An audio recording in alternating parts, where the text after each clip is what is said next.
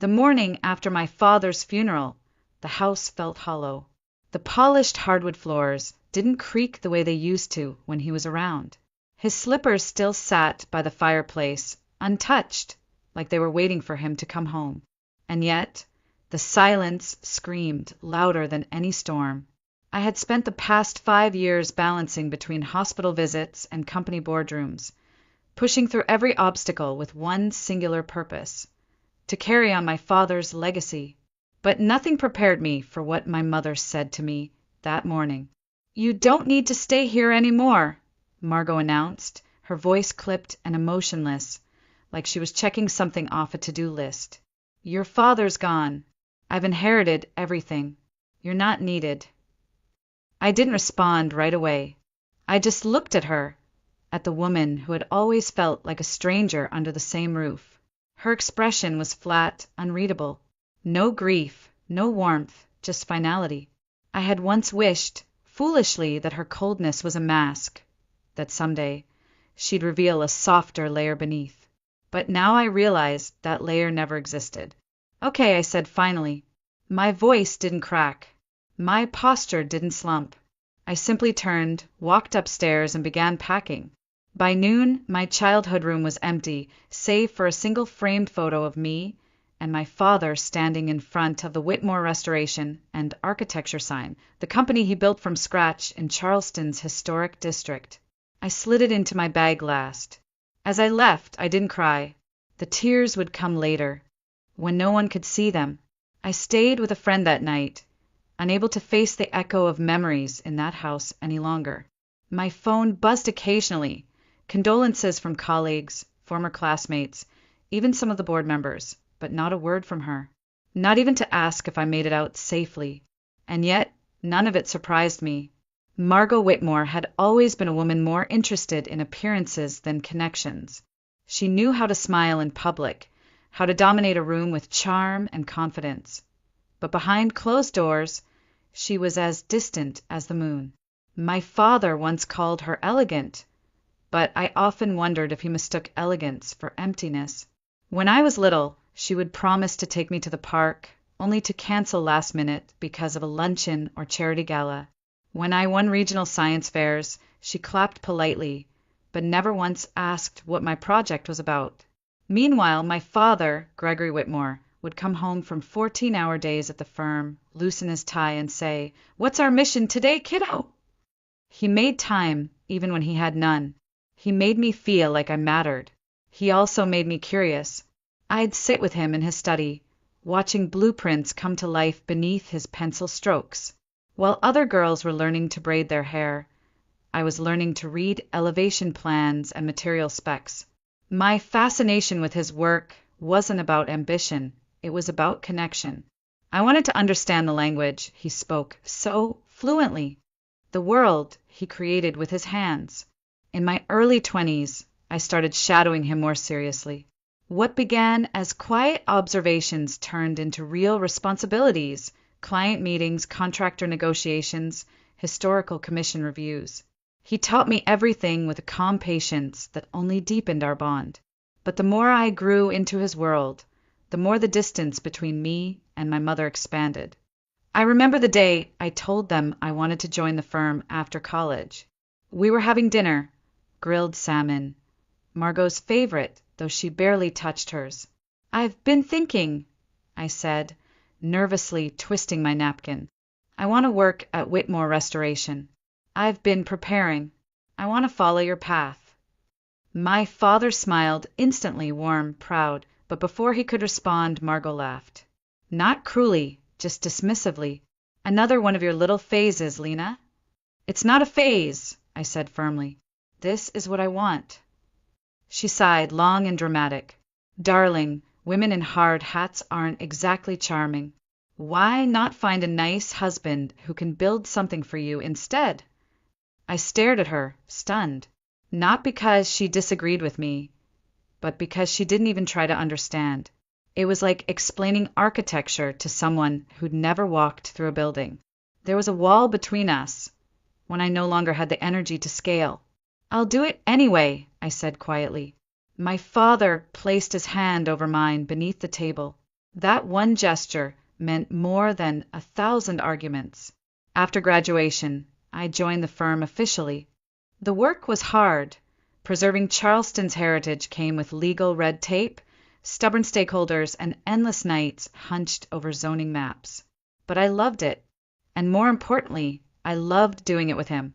Every project became a new lesson, every mistake a shared learning. We weren't just father and daughter, we were partners. Then came the diagnosis. It was a Wednesday. He collapsed in the office lobby, just a few feet from the model of our latest restoration, a 19th century church turned into a community center. Stage 4 cancer. They didn't sugarcoat it. Neither did he.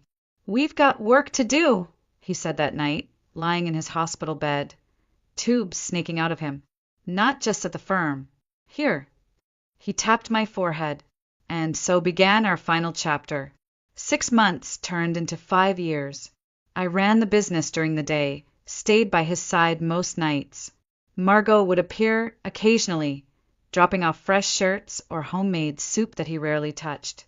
She'd ask about his condition in clinical terms, never emotional ones. It was as if she had outsourced her feelings. Once, I caught her staring at him while he slept. Her face was unreadable, somewhere between detachment and fear. And I realized then that she didn't know how to grieve someone she'd never truly known. The day he died, I was holding his hand. His last words to me were simple, but they carved a space in my soul I didn't know existed. "You are everything I hoped for. Don't let them undo what we built." I whispered back, "I won't."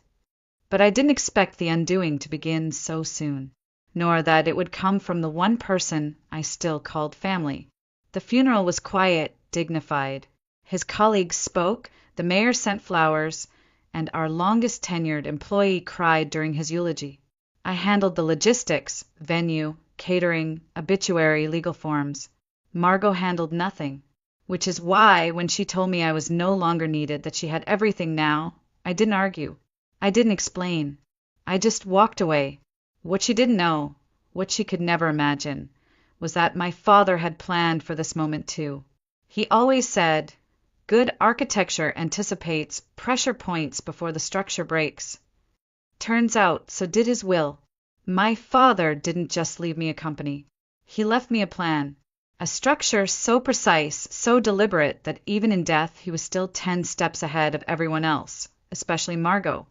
3 months before he passed, we sat together in his study one last time. His hand trembled slightly as he slid a sealed envelope across the table. "If she turns on you," he said, his voice hoarse but steady, "use this. Only then." Inside was a USB drive and a short letter written in his unmistakable handwriting. "Margot doesn't understand the value of things she didn't build herself. She may never, but you do. You always have. I'm trusting you to protect what's worth keeping, even if that means protecting it from her." At the time, I didn't know what the video contained. I didn't ask.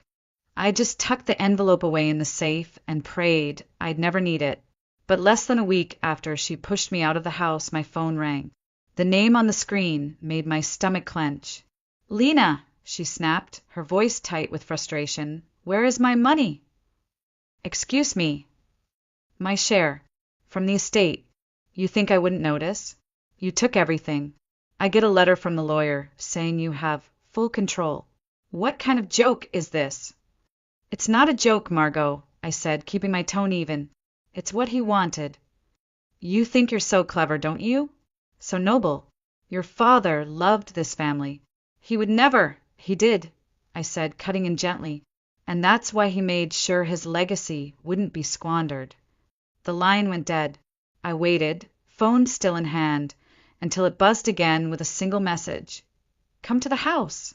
Now, I debated not going. I told myself she didn't deserve an explanation.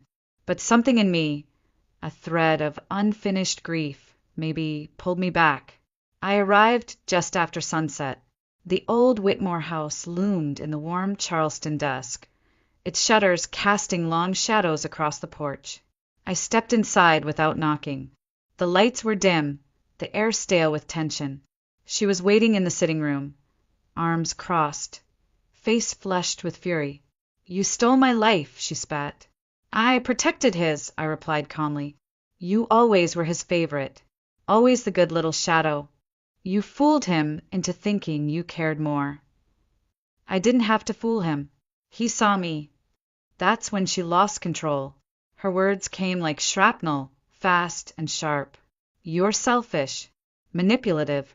I gave up everything for this family, for you, and this is how I'm repaid. I didn't flinch. Instead, I pulled the USB from my coat pocket and held it out. What's this? She asked, her voice dropping an octave. His final message. For you. She stared at it like it was a live wire. Then, reluctantly, she took it. I assume you don't know how to play it, I said. Dry. Tired. She didn't answer, but her silence was confirmation enough. I set my laptop on the coffee table, inserted the drive, and clicked the file. The screen lit up, and there he was, Gregory Whitmore, looking healthier than I remembered, filmed in soft office light. My heart clenched. For a moment, I couldn't breathe. I'll give you privacy, I said, stepping into the hallway. I stood there, hands trembling, eyes fixed on the wall. I could hear nothing but the low hum of the video, the occasional gasp from Margot, the muffled sound of a tissue being pulled from a box. Minutes passed, then silence. When I returned, she was sitting still, eyes red, cheeks wet. She didn't look at me. Are you okay? I asked quietly. She nodded. Barely. I understand now, she whispered. I'll honor what he said. From now on.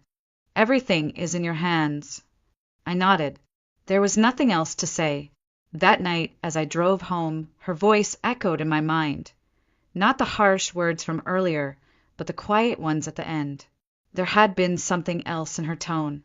Not just remorse. Something deeper. Wounded. Human. Weeks passed. No calls.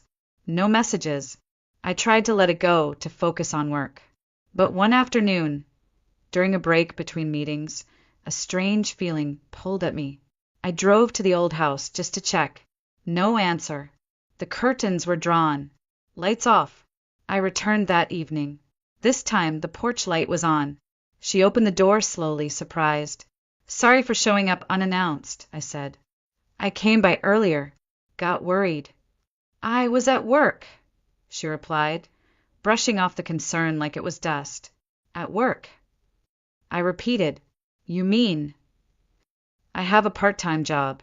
At the cafe down on King Street. Just mornings for now. I stared at her. Margot Whitmore. Charleston's former socialite, once allergic to anything resembling labor, now wearing a faded sweater and jeans, hands slightly flour-dusted. How did that happen? She didn't answer. Instead, she reached into a drawer and pulled out the USB. You should watch it, she said. He left a message for you too. I didn't realize it until the end. It's personal. My hands trembled as I took the drive. Are you sure? She nodded. It's time. That night, I sat in my office, the one that used to belong to him. I closed the door, dimmed the lights, and opened the file. There he was again, smiling gently, eyes steady. My dear Lena, he began, if you're watching this, then your mother has seen her part, and it's time you see yours. I leaned in. First, thank you for everything, for carrying this weight with strength and grace, for honoring what we built. But there's something I never told you, something I always meant to, but the right moment never came. I stopped breathing. You're not Margot's biological daughter. You were born to her older sister, Madeline. She passed away shortly after you were born. I was devastated. She was the love of my life. The words hit me like a sudden wind. Before she died, she made me promise to keep you safe. I raised you as my own. And when I asked Margot to help, she did. Not perfectly, but she tried. I stared at the screen, motionless. Everything inside me twisted. I'm sorry I didn't tell you sooner. I didn't want you to feel like you didn't belong. Because you do. You always have. You are my daughter, Lena. In every way that matters. He paused, eyes glistening. And as for Margot, she gave up her life to raise someone else's child. I know it's not what she wanted, but she kept her promise.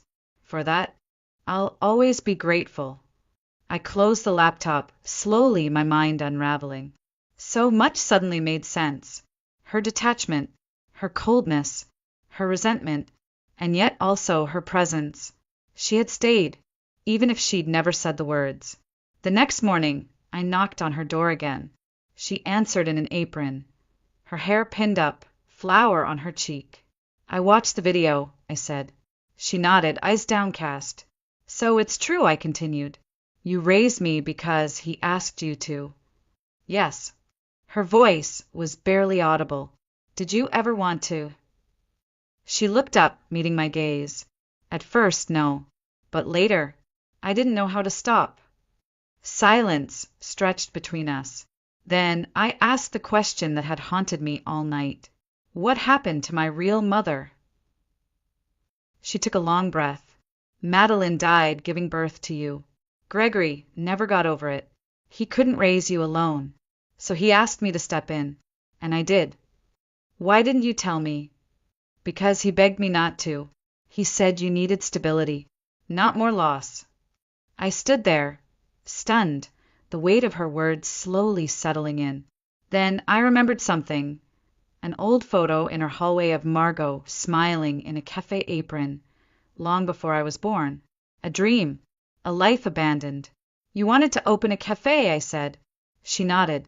That was the plan, before everything changed. Well, I said quietly, maybe it's not too late. She didn't answer right away.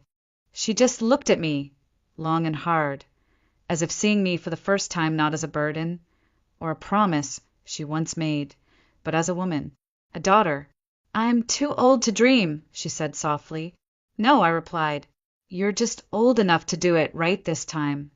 That was the beginning. The first week was awkward. We talked in fragments, brief exchanges about equipment, flooring, permits. But somewhere between the spreadsheets and coffee bean samples, a fragile rhythm began to take shape. She showed me a hand-drawn sketch of a cafe she had once planned when she was 26. It was delicate, with curling vines and French windows. Café Magnolia, she had named it, after the tree she used to climb as a girl. It was supposed to be my escape, she whispered, a place where everything felt slower. Kinda. It still can be, I said. She looked doubtful. I haven't worked a full shift in decades. My knees hurt.